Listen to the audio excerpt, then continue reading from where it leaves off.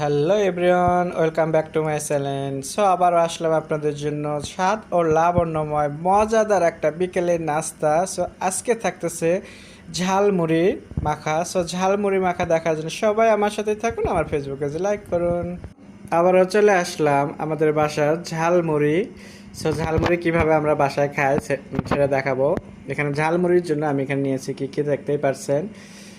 লাল পেঁয়াজ, কাঁচামরিচ, ধনের পাতা, টমেটো, শসা, লাল ক্যাপসিকাম। সো এটার সাথে আমাদের আর কি কি থাকতেছে সেটা দেখাবো। আমি এখানে নিয়ে নিচ্ছি লবণ স্বাদ মতো, সরষের তেল দিয়ে দিচ্ছি। এখন আমি এগুলো সব কিছু চামচের সাহায্যে এভাবে মেখে নিচ্ছি, দেখতেই পারছেন।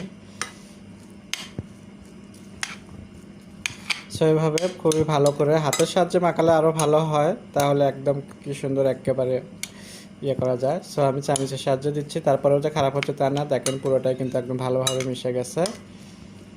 আমি জানি বাসায় মাখা ঝালমুড়ি অনেকেই পছন্দ করেন আপনারা। সো আমি এখানে দিয়ে দিচ্ছি এখন রান্নার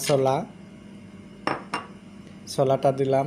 ছোলাটা দেখতেই পাচ্ছেন আমি বিকেলের নাস্তা হিসেবে বানাইছিলাম, সেটাও তো ভিডিও দেখালাম আপনাদেরকে। এখন হলো মুড়ি মাখা দেখাচ্ছি। মুড়ি মাখার এখানে দিয়ে দিচ্ছি আমি একটু চানাচুর দেওয়ার পরে আমি এখানে মেখে নিচ্ছি, আর এখানে দিয়ে দিতে হবে লাস্ট মুড়ি। সো এই হলো ঝালমুড়ির মুড়ি। আমি এখানে 2 বাটি মুড়ি দিয়ে দিলাম, কারণ আমরা এখন 3 জন লোক খাবো এখানে।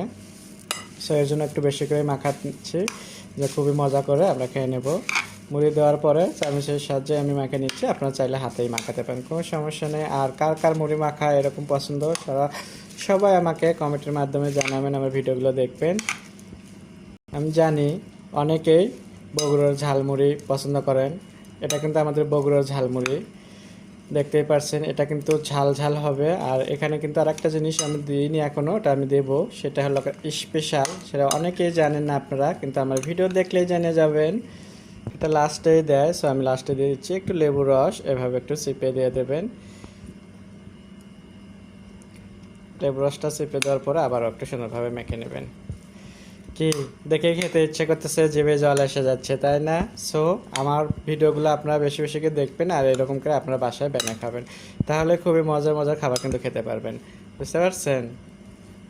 সো আমার হয়ে গেল আজকে ঝালমুড়ি মাখানো বাসা তৈরি। এখন শুরু করে দেবো আমরা খাওয়া। সো সবাই ভালো থাকবেন, আল্লাহ হাফেজ।